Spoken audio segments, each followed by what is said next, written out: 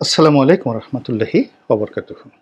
সম্মানিত দর্শক, ডক্টর মোহাম্মদ ইউনূস এখন রাষ্ট্র ক্ষমতা পরিচালনা করছেন। বেশি দিন নয়, মাত্র ২ সপ্তাহ হলো তিনি আহ, ঠিক প্রধানমন্ত্রীর যে চেয়ারটি, সেই চেয়ারটি পরিচালনা করছেন তার প্রিয়জন এবং আপনজনদেরকে নিয়ে। এবং এখন পর্যন্ত যতটুকু আমরা জানতে পেরেছি যে কোনো রকম দেশি এবং বিদেশি কোনো চাপ তার উপরে নেই। তিনি নিজের ইচ্ছায়, নিজের পছন্দে চলছেন। কারা উপদেষ্টা হবেন, কারা সচিব হবেন এবং গুরুত্বপূর্ণ পদ পদবিতে কারা বসবেন, এই পুরো জিনিসটি তিনি স্বাধীনভাবে করতে পারছেন।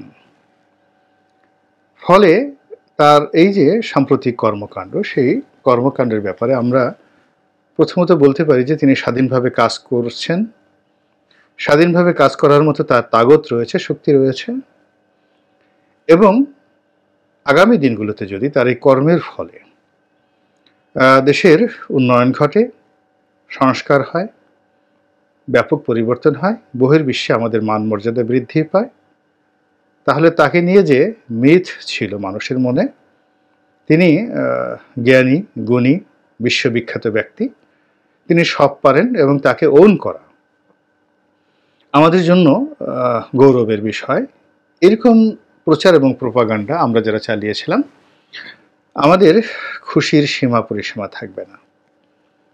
কিন্তু তিনি যদি ব্যর্থ হন, তাহলে এই যে জেন জেড, জেনারেশন জে বা জেনারেশন জেড, যে তারুণ্য এই বিপ্লবটি ঘটালো এবং সেই তারুণ্যের যে অভ্যুত্থানের সঙ্গে আমজনতা, সাধারণ জনতা, তারা যোগদান করলেন এবং তার ফলে ডক্টর মোহাম্মদ ইউনূস এবং তার সঙ্গী সাথীরা যে ক্ষমতায় বসলেন।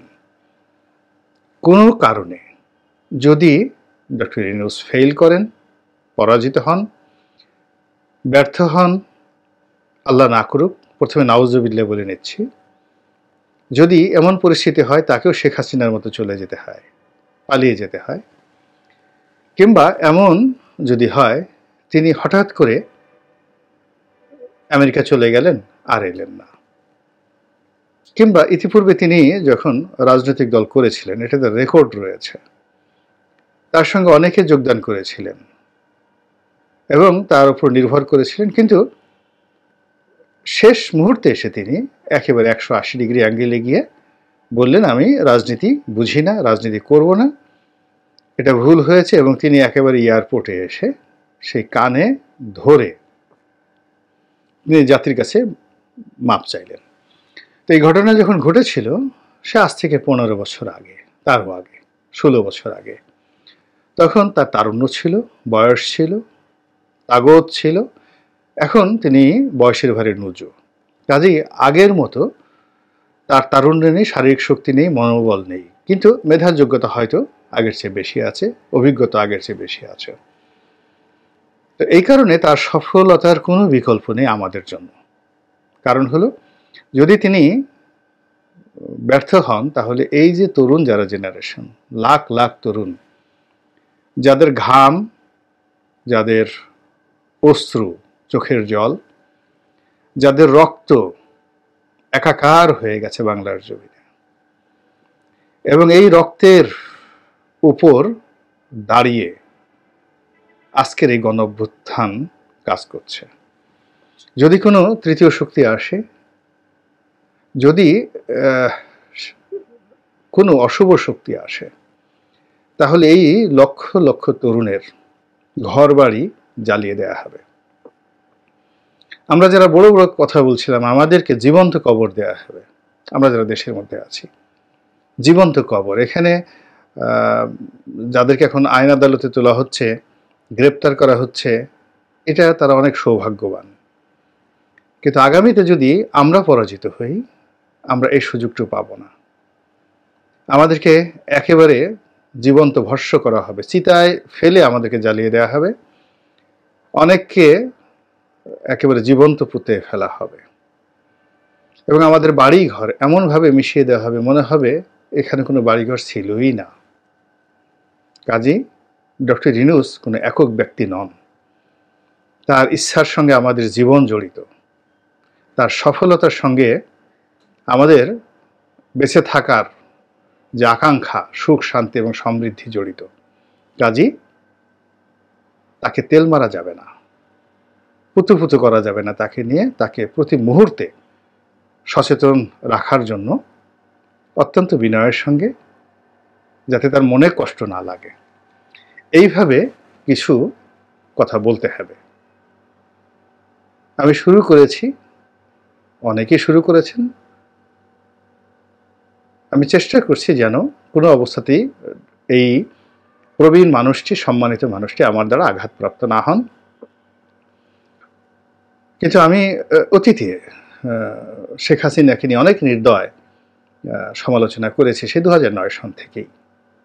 আপনারা যারা নিয়মিত আমার টকশো দেখেন, ভিডিও দেখেন, লেখালেখি পড়েন, তারা হয়তো জানেন। তো সে তুলনায় আমি ডক্টর মোহাম্মদ ইউনূসের ব্যাপারে আমি হৃদয়ের যে অর্ঘ্য, প্রেম, ভালোবাসা, প্রণতি, ঠিক সেইগুলোকে রেখে আমার পিতা, আমার কাকা, আমার দাদা, আমার সন্তান, আমার প্রিয়জন, তাদেরকে আমি যেভাবে অত্যন্ত বিনয়ের সঙ্গে যে বিষয়গুলো বলি, সেই কথাগুলি আমি তাকে বলছি। এই যে ক্ষমতা গ্রহণ করার পর থেকে তার মধ্যে যে সমস্যাগুলো দেখা দিচ্ছে, এই সমস্যাগুলো যদি তিনি দূর করতে না পারেন, তার সফলতার কোনো সম্ভাবনা নেই। তিনি বিপুল গৌরবে পরাজিত হবেন। এক এক করে বলছি। তার প্রথম সমস্যা হলো তার মধ্যে সুলতান ফিরোজ শাহ তুগলক সিনড্রোম দেখা দিচ্ছে। 2014 সন থেকে এই সিনড্রোমটি শেখ হাসিনার মধ্যে দেখা দিয়েছিল এবং এটি বাড়তে বাড়তে বাড়তে বাড়তে শেখ হাসিনার পতন পর্যন্ত তাকে পৌঁছে দিয়েছিল। এখন সুলতান ফিরোজ শাহ তুগলকের যে সিনড্রোম, এটা কি? যেহেতু তিনি পণ্ডিত ব্যক্তি, তার আশেপাশে অনেক পণ্ডিত ব্যক্তি রয়েছেন, কাজে এটা বলতে গেলে এই ভিডিওতে অ্যাটলিস্ট 30 থেকে 35 মিনিট সময় লাগবে। আমি শুধুমাত্র ইঙ্গিত দিয়ে দিলাম যে দিল্লিতে সুলতান মুহাম্মদ বিন তুগলকের পর যিনি দিল্লির সিংহাসনে বসেছিলেন অনবদ্য এবং দীর্ঘ সময় তিনি ক্ষমতাতে ছিলেন, তার মধ্যে একটা দুর্বলতা ছিল। রাষ্ট্রবিজ্ঞান এবং রাজনীতির ভাষায় এটাকে ফিরোজ শাহ তুগলক সিনড্রোম বলা হয়। এবং ওই সমসাময়িক যে কজন ঐতিহাসিক ছিলেন, ফিরিস্তা, তারপরে মিনহাজুস সিরাজ, তারা সবাই স্পষ্টভাবে এই বিষয়গুলো লিখে গিয়েছেন এবং রাজনীতির অনেক বইতে এই সিনড্রোম সম্পর্কে, এমনকি অপরাধ বিজ্ঞানের বইতেও এই সিনড্রোম সম্পর্কে বিস্তারিত বিবরণ রয়েছে। ডক্টর ইউনূস এবং তার যেহেতু একটা গবেষণা সেল রয়েছে এবং অনেক বিজ্ঞ ব্যক্তি রয়েছেন, এই বিষয়গুলো উপস্থাপন করে তার কাছে যদি দেয়া হয়, তৈরি করে দেওয়া হয় এবং তিনি যদি এই সিনড্রোম থেকে মুক্ত হন, আশা করি তিনি অনেক ভালো করতে পারবেন। তার 2 নম্বর যে সমস্যা, তিনি মন এবং মানসিকতায় চট্টগ্রামের বাইরে যেতে পারছেন না এবং গ্রামীণ ব্যাংকের বাইরে যেতে পারছেন না। এবং তিনি যেভাবে গ্রামীণ ব্যাংক চালিয়েছেন, তার প্রতিষ্ঠানগুলো চালিয়েছেন এবং চট্টগ্রামের যে অঞ্চল থেকে এসেছেন, এই আঞ্চলিকতা এই অল্প সময়ের মধ্যে তার উপর যেভাবে ভর করেছে, এটি কোনো অবস্থাতেই তার জন্য শুভ পরিণয় বা পরিণতি বয়ে আনবে না। এটা থেকে তাকে বের হতে হবে, তাকে সার্বজনীন হতে হবে। কেন গ্রামীণ ব্যাংকের নূরজাহান বেগমকে তার লাগবে? এগুলো নিয়ে কথা হচ্ছে। কেন লামিয়াকে তার লাগবে? একেবারে সিনিয়র সচিব পদে লামিয়াকে প্রমোশন দিয়ে তার পাশে বসাতে হবে কেন? সিভিল সার্ভিসে, মিলিটারি সার্ভিসে, তারপর অন্যান্য জায়গা থেকে লোক নেই, কেন এই জায়গাগুলোতে লাগবে? এগুলো নিয়ে খুবই নেতিবাচক কথাবার্তা হচ্ছে। উনি বয়স্ক মানুষ, সব কথা তার সামনে কেউ বলতে পারে না, কিন্তু এই জিনিসগুলো ঘটছে এবং বিশেষ করে যেখানে পুরুষের সাথে নারী আছে, নারীর সঙ্গে পুরুষ আছে, বিশেষ করে রাষ্ট্র ক্ষমতা যারা পরিচালনা করেন, তাদেরকে এই ব্যাপারে খুবই খুবই সতর্ক হতে হয়। বা হারুন আর রশিদের মতো মানুষ, তিনি যে বিপদে পড়েছিলেন শুধুমাত্র একজন রমণীর কারণে, যুদ্ধ হয়ে গিয়েছিল, এই জিনিসগুলো জানতে হবে। একজন রমণীর কারণে সম্রাট জাহাঙ্গীর সম্রাট আকবরের মধ্যে, পিতা পুত্রের মধ্যে যুদ্ধ হয়ে গিয়েছিল।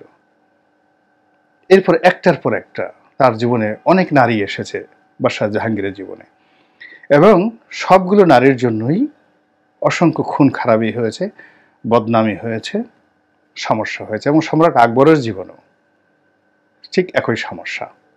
এখন রাষ্ট্র চালাবেন, ভালো কথা, সব মিলিয়ে আপনি আপনার মতো করে নর্মাল ওয়েতে রাষ্ট্রের একটা যে প্রোটোকল আছে সেই প্রোটোকলের মধ্যে আপনি অনেক কিছু করতে পারেন। এটা দয়া করে তিনি যদি দেখেন যে গ্রামীণ ব্যাংকের মতো করে, গ্রামীণ ফোনের মতো করে, কোনো প্রাইভেট বা কর্পোরেট হাউসের মতো করে আসলে পাবলিক অফিসগুলো কখনোই চলে না। আর যিনি নেতা হবেন, 18 কোটি মানুষের নেতা হবেন, তিনি চট্টগ্রামের জোবরা গ্রামের বাসিন্দা হিসেবে তার মন মস্তিষ্ক সেই দিকে মোতবাজ্য করে রাখলে এই জিনিসটি হবে না। তারপরে যে বিষয়টি সেটা হলো তার মধ্যে এখনো পর্যন্ত প্রো পিউপিল, সাধারণ আম জনতার সঙ্গে তার যে ইন্টারঅ্যাকশন, এটা স্বাভাবিক নয়। যেমন তিনি খুব আবেগের বশবর্তী হয়ে শহীদ সাইদের বাড়িতে গেছেন, সেখানে যে কথাগুলো বলেছেন, সেখানে কান্না করার চেষ্টা করেছেন। তার পিছনে দাঁড়িয়ে জনৈক ছাত্র নেতা বা সমন্বয়ক, তিনি চোখ পিটপিট করে বারবার চোখের পানি বের করার চেষ্টা করেছেন। এই দৃশ্যগুলো আসছে। আমি মনে করি যে এই কাজগুলো তার আর করা উচিত হয় না। এর কারণ হলো প্রো পিউপিল, জনগণের জন্য যদি আপনাকে কাজ করতে হয় তাহলে জনগণের সঙ্গে ইন্টারাকশন থাকতে হবে, তাদের সুখ দুঃখের ভাগিদার হতে হবে। তিনি সেটা কখনো করেননি। ফলে জনগণের জন্য অশ্রু ফেলতে একটা সংবেদনশীল হৃদয় দরকার, যেটা বঙ্গবন্ধুর ছিল। আর যদি আপনি অভিনয় করতে চান তাহলে শেখ হাসিনার মতো পাক্কা অভিনেত্রী না হলে অভিনয় না করাও ভালো। কিন্তু শেষ পর্যন্ত শেখ হাসিনাও কিন্তু সব অভিনয় করতে পারেননি। তিনি লাস্টে মেট্রো রেলে গিয়ে বা অন্যান্য জায়গাতে গিয়ে যে অভিনয় করার চেষ্টা করেছেন এটি ধরা খেয়েছেন। এটা গেল 3। 4 নম্বর হলো তার যে পররাষ্ট্র নীতি, সেই পররাষ্ট্র নীতির ক্ষেত্রে এখনো পর্যন্ত মারাত্মক দুর্বলতা আমি লক্ষ্য করছি। তিনি যাকে পররাষ্ট্র উপদেষ্টা হিসেবে মনোনয়ন দিয়েছেন, মিস্টার তৌহিদ, ইটস ওকে, কিন্তু he is not a leader. পররাষ্ট্র মন্ত্রণালয়ে অনেক যোগ্যতম ব্যক্তি আছেন যারা জ্ঞানে গুণে নেতৃত্বে তৌহিদ সাহেবের চাইতে অনেক অনেক প্রগতিশীল। তার ভিতর দেশপ্রেম কতটুকু আছে আমার কাছে মনে হচ্ছে না। এর কারণ হলো দেশের এই মুহূর্তে তিনি আমেরিকাতে গিয়েছেন, সিয়াটলে গিয়েছেন। কেন গিয়েছেন? তার কন্যার সন্তান হবে। তো তার কন্যার সন্তান হবে, এই জন্য তিনি সেখানে গিয়েছেন। এই রাষ্ট্রের এই গুরুত্বপূর্ণ অবস্থায় পুরো মন্ত্রণালয়কে ফেলে দিয়ে চলে গেছেন। কাজে এরকম একজন লোককে তিনি সঙ্গী হিসেবে নিয়েছেন যিনি হামিম অর্থাৎ বিপদের বন্ধু নন। যদি তিনি ডক্টর ইউনূসের কাছে বিস্তারিত বলে বিদায় নিয়ে থাকেন তাহলে ডক্টর ইউনূসের এই মুহূর্তে এই যে পররাষ্ট্র মন্ত্রণালয়ের যে কর্মকাণ্ড, তার দায়িত্ব এবং কর্তব্য এই সম্পর্কে তার কোনো ধারণাই নেই। তার ছুটি দেওয়া ঠিক হয়নি। আর যদি তাকে না বলে উনি ওনার মতো করে গিয়ে থাকেন তাহলে তার ব্যাপারে ব্যবস্থা নেওয়া খুবই জরুরি। 4 নম্বর গেল। 5 নম্বর হলো তার যে অ্যাডমিনিস্ট্রেটিভ পাওয়ার, পুলিশে, সিভিল সার্ভিসে, মিলিটারি সার্ভিসে, কোনো জায়গাতেই এখন পর্যন্ত একটা সিঙ্গেল উদাহরণ আমি দেখতে পাইনি যার মধ্যে লিডারশিপ আছে, প্রত্যুৎপন্নমতিত্ব আছে, নেগোসিয়েশন আছে, ডিপ্লোম্যাসি আছে, পলিটিক্যাল মিশন আছে, ভিশন আছে ইত্যাদি। সব কিছু মনে হচ্ছে স্ক্রিপ্ট অনুযায়ী হচ্ছে। কোথা থেকে কিভাবে কখন কোনটা ঘটছে আমরা টের পাচ্ছি না। এখন এই কাজগুলো তো আলটিমেটলি ডক্টর মোহাম্মদ ইউনূসকেই দায়িত্ব নিতে হচ্ছে। চিফ জাস্টিস তিনি রিফাত সাহেবকে কি চিনতেন? তো এত জায়গার মধ্যে তিনি এই হঠাৎ করে চিফ জাস্টিস নিয়োগ লাভ করলেন, তারপরে অ্যাটর্নি জেনারেল নিয়োগ লাভ করলেন, তার সঙ্গে এই দুটো রাষ্ট্রের খুবই গুরুত্বপূর্ণ পদ, এবং এই দুটো পদ ডক্টর মোহাম্মদ ইউনূসের জন্য অনেক গুরুত্বপূর্ণ, সর্বনাশের জন্য আর উপকারের জন্য। এই দুজন মানুষ কি করে এলো? পুলিশের IG, Dhaka metropolitan police commissioner, র্যাবের ডিজি, এই তিনটি পদ কি করে এলো? তিনি কি আইজিকে চেনেন? তিনি কি মেট্রোপলিটন পুলিশ কমিশনারকে চেনেন? বা র্যাবের যিনি ডিজিকে করা হয়েছে তাদেরকে চেনেন? যদি জেনে থাকেন তাহলে এদের সকল দায় দায়িত্ব নিতে হবে। পুলিশ কেন গত 15 দিন পর্যন্ত অ্যাক্টিভ হতে পারছে না? কেন এই আইজি ওই তার আরামকে দ্বারায় বসে হেডকোয়ার্টারে সারাক্ষণ বসে থাকছেন? তার তো হেডকোয়ার্টারে একটা মিনিট থাকা উচিত না? প্রতিদিন তার অন্তত 10টা করে থানা ভিজিট করা উচিত প্রতিদিন, এবং থানার যারা কর্মকর্তা কর্মচারী রয়েছেন, কনস্টেবল রয়েছেন, তাদের সঙ্গে তার একসাথে বসে তার সিভিল ড্রেসে যাওয়া উচিত। ওই সমস্ত মাথায় ক্যাপ পরে হাতে লাঠি দিয়ে বড় একটা গাড়ি নিয়ে পো পো পো পো করে এটা ঘোরার কোনো দরকার নাই। তাকে তার যে কনস্টেবলরা ট্রমার মধ্যে আছে, ইন্সপেক্টর, সাব ইন্সপেক্টর ট্রমার মধ্যে আছে, এই ট্রমা থেকে বের করার জন্য তাকে শুধুমাত্র পাখির মতো আগামী 1-2 মাস 3 মাস তাকে ঘুরতে হবে পুলিশের কর্মকর্তাদের। সেই কাজ না করে সেখানে একবার র্যাঙ্ক পড়াচ্ছেন, একবার ব্যাচ পড়াচ্ছেন, এবং আপনারা গিয়ে দেখেন যে পুলিশ হেডকোয়ার্টারে আইজির যে রুম, এইরকম বালাখানা আর কোনো কর্মকর্তার নাই। এই বেনজির সাহেব এটা করে গেছেন। সাথে আবার একটা বেডরুমও আছে, বিশাল একটা বেডরুমও আছে। আপনি খাবেন, দাবেন, ঘুমাবেন, সব রকম অফিসের ব্যবস্থা রয়েছে। এখন এই কাজ করলে তো আসলে ডক্টর ইউনূস চলতে পারবেন না। তার পুলিশ লাগবে, থানা লাগবে। থানাগুলোতে লোকজন ভিড় করছে, ছাত্ররা ভিড় করছে, সমন্বয়করা ভিড় করছে, তাদের সাথে পরামর্শ করে যেভাবে যাচ্ছে পাইকারি হারে মামলা হচ্ছে। এই আবার যাদেরকে ধরা হচ্ছে, কার কোথায় কিভাবে কারকে কয়টা ডিম মারা হবে, কি হবে, কোনো কিছুর মধ্যে পুলিশের সেই নিয়ন্ত্রণটা নেই। এই দায়িত্ব তো ডক্টর মোহাম্মদ ইউনূসকে নিতেই হবে, এবং তিনি যদি সেই কমান্ডটা না আনতে পারেন পুলিশ বাহিনীতে, তাহলে শুধু অসহায় বোধ করলে হবে না।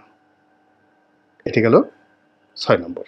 7 নম্বরে তিনি যে ভাষণটি দিয়েছেন, সেই ভাষণের যে কথাবার্তাগুলো শুনতে ভালো, কিন্তু কোনো দিক নির্দেশনা নেই, অস্পষ্ট। রাজনীতিবিদ যারা হন, নেতৃত্ব যারা দেন, ভেরি পয়েন্টিভ। এই কাজ করব, এই কাজ করব না, এই কাজ আমি এতদিনের মধ্যে করব, এই কাজ আমি করব না, এটা আমার পক্ষে সম্ভব নয়, আমি সব দিতে পারবো না। কিন্তু নেতা যদি বলেন আপনারা আমাকে এনেছেন, আবার যখন বলবেন চলে যাবেন, আরে বাবা, তাহলে আপনি নেতা হবেন কি করে? কথাটা একটু ব্যাখ্যা করেন তো, জিনিসটা কেমন হয়? আপনারা আমাকে এনেছেন, তাহলে আমরা ডেকে ডেকে এনেছি, আসো আসো আসো, ভালো কথা, কে ডেকে এনেছে? আবার বলছেন যে আমাকে বলতে গেলে যদি বলেন যে চলে যাব, চলে যাব, তাহলে আপনার দরকারটা কি? কেন আপনার দরকার? আপনার এই পদ, আপনার এই পেছনে রাষ্ট্র যে অর্থ খরচ করছে, আপনাকে যে বাড়িতে রাখা হয়েছে, কেন বলেন? আপনি আমাদেরকে সেবা করবেন, আমাদেরকে চলে যাবেন কেন? কেন আপনার এই হতাশা? কেন আপনার এই অদূরদর্শিতা? কেন আপনার এই কণ্ঠে অসহায়ত্ব? এই জায়গাগুলো ঝেড়ে ফেলে, ইউ আর এ লিডার, আপনি নেতা, আপনি সেই ইউরোপ আমেরিকার সাজানো কোনো মঞ্চের বক্তা নন। You R a leader. আপনার প্রতিপক্ষ শেখ হাসিনা, নরেন্দ্র মোদী, আপনার প্রতিপক্ষ বেগম খালেদা জিয়া, তারেক রহমান, আপনার প্রতিপক্ষ জামাত, দেশের 18 কোটি মানুষের মধ্যে ছাত্ররা যারা বসিয়েছে তার বাইরে একটা বিশাল শ্রেণী, কম করে 5 থেকে 6 কোটি মানুষ, আওয়ামী লীগ যারা করে, তারা প্রতি মুহূর্তে আপনাকে টেনে হিসড়ে নামানোর জন্য পথ পেতে বসে আছে। আপনার কণ্ঠে যদি দুর্বলতা থাকে, তারা তো আনন্দে লাফাবে, বগল বাজাতে থাকবে, ক্যাতকুত ক্যাতকুত করে বগল বাজাতে থাকবে। বগলের সাবান দিয়ে ছোটকালে আমরা যেভাবে বগল বাজাতাম না, শব্দ করে, এইভাবে আপনার এই ভাষণ শুনে সবাই ক্যাতকুত ক্যাতকুত করে তারা ডাকাডাকি শুরু করে দিয়েছে। যার জন্য ডক্টর মোহাম্মদ ইউনূস, মান্যবর প্রধান উপদেষ্টা, স্বনির্বন্ধ অনুরোধ, ঘুরে দাঁড়ান। আর এই সমস্ত এই যে পাঞ্জাবি পরা, তারপরে ওই যে সমস্ত এগুলো এগুলো ঠিক না। আপনি একজন রাষ্ট্রপ্রধান, সরকার প্রধান। এখন চুপ্পু সাহেব রাষ্ট্রপ্রধান হলেও দুটো জিনিস আপনার মধ্যে। আপনি মার্সিডিজ গাড়িতে চড়ে ঘুরে বেড়াচ্ছেন, সবচেয়ে দামি একটা বুলেট প্রুফ গাড়ি, মার্সিডিজ এস ক্লাসের সবচেয়ে আপার গ্রেডের গাড়ি শেখ হাসিনা যেটা পরতেন, এর সাথে আপনার ওই পাঞ্জাবি, পুরনো পাজামা, এইগুলোকে মানে এগুলো আসলে মানায় না, দেখতে খারাপ দেখায়। You are representing the nation. এগুলো আপনি অন্য জায়গাতে সেগুলো হয়। আমি আপনাকে জাস্ট একটা কথা বলি, মানে সব কথা তো শুনতে ভালো হয় না। যেমন মহাত্মা গান্ধী, তিনি খালি গায়ে থাকতেন, ধুতি পরে থাকতেন। তো এটা নিয়ে একবার নীরজচন্দ্র চৌধুরীকে জিজ্ঞাসা করা হলো যে এই যে নেতাজি, মানে নেতাজি তো না, বপু বা মহাত্মা গান্ধী, মহাত্মাজি, তিনি এই যে খালি গায়ে এইভাবে ঘুরেন এবং এইভাবেই তিনি ইংল্যান্ডে গেলেন, এটাকে আপনি কি দৃষ্টিতে দেখেন? Nirajchandra Chaudhuri one of the greatest scholar এই শতাব্দীর। তো তিনি বললেন যে এর সে ভণ্ডামি আর নাই, ওর মধ্যে ভণ্ডামি ছাড়া আর কোনো কিছু নাই, কোনো লেখাপড়া নাই, কোনো জ্ঞান নাই, কোনো গরিমা নাই। ও ভণ্ডামি করে একটা সুযোগ নিয়ে এ ভারতবাসীকে বিভ্রান্ত করছে এবং ভারতের সমস্ত আন্দোলনকে সর্বনাশ করে দিচ্ছে। এবং এ কথা দেশ পত্রিকাতে 1986 সনে এই নীরজচন্দ্র চৌধুরী এই সাক্ষাৎকারটি ছাপা হয়েছিল। এখন প্রতিটি মানুষেরই স্থানকাল পাত্রভেদে আর ওইভাবে তার পোশাক আশাক, খাবার দাবার। আপনি থাকছেন যমুনাতে, চড়ছেন আপনি মার্সিডিজ বেঞ্চে, খাবার দাবার খাচ্ছেন রাজকীয় খাবার দাবার, আর আপনি পোশাক পরছেন গ্রামীণ চেক। It's not fair. আপনাকে অন্য সব রাজাবার সামনে দেখুন। একসময় নরেন্দ্র মোদী খুব অফ ড্রেস ছিল, মমতা ব্যানার্জি অফ ড্রেস পরেন, কিন্তু যখন রাষ্ট্রীয় যে প্রোটোকল হয় সেখানে বিশ্ব নেতাদের মাঝে যখন আপনি দাঁড়াবেন, বাংলাদেশকে রিপ্রেজেন্ট করবেন, আপনি নেলসন ম্যান্ডেলার পোশাকের দিকে তাকায় দেখেন তো, তার পোশাকের দিকে তাকায় দেখেন। এখন আপনি কি নেলসন ম্যান্ডেলার চেয়ে বড় হয়ে গেছেন? তার পোশাকের দিকে তাকায় দেখেন কি স্মার্ট তিনি ছিলেন। একটা জাতীয় পোশাক পরতেন, নিজস্ব একটা ড্রেস ছিল ইয়াসির আরাফাতের। আপনি একবার তাকায় দেখেন তো সেই পোশাকগুলো। কিংবা আপনি চে গুয়েভারের পোশাক দেখেন, বা চে গুয়েভারের বন্ধু যিনি ফিদেল ক্যাস্ট্রো, তার পোশাক দেখেন। সালভেদর আলেন্দের পোশাক দেখেন, কত বড় বিপ্লবী। নাসের, গামাল আব্দেল নাসের, তার পোশাক দেখেন। সেইভাবে আপনি সুন্দর করে নিজেকে প্রস্তুত করেন। অ্যাজ লং অ্যাজ আপনার ফুড যদি ভালো না হয়, আপনার মনে স্পৃহা জাগবে না। পোশাক যদি ভালো না হয়, এবং আপনি যদি পরিবেশ, যে চেয়ারে বসেন, চেয়ারের সাথে যদি আপনার মন মানসিকতা ওইভাবে রাজস্বিকতা না আসে, রাজার চেয়ারে প্রজা বসে না, আপনি রাজার চেয়ারে বসে আছেন। রাজার চেয়ারে রাজার মতোই বসতে হয়। রাজা কখনো মানে ভয় পায় না, তাকে রাজদণ্ড হাতে নিয়ে রাজার মতোই সবকিছু চলতে হয়। তো এই যে লক্ষণগুলো বললাম, আপনি শুনবেন কি শুনবেন না আপনার ব্যাপার, কিন্তু যেহেতু আপনার সঙ্গে আমাদের অনেকের নিয়তি জড়িয়ে গেছে, কাজে এই কথাগুলো বলা ছাড়া আমাদের আর কোনো উপায় নাই। আল্লাহ আমাদের সবাইকে হেদায়েত দান করুন এবং হেফাজত করুন। আসসালামু আলাইকুম ওয়া রাহমাতুল্লাহি ওয়া বারাকাতুহু।